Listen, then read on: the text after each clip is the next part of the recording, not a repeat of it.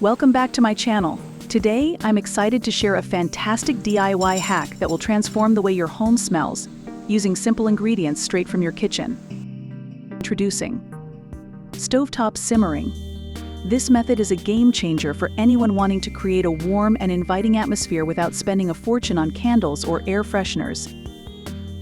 All you need is a pot or slow cooker, water, and a combination of aromatic ingredients. In this video, I'll show you my favorite combination featuring cinnamon, cloves, oranges, and vanilla extract. These ingredients, when simmered together, create a symphony of fragrance that will instantly uplift your spirits. I'll walk you through the process step by step, from filling your vessel halfway with water to bringing it to a gentle boil. Whether you choose to simmer on the stovetop or use a crock pot, the result will be the same: a home that smells like a cozy haven.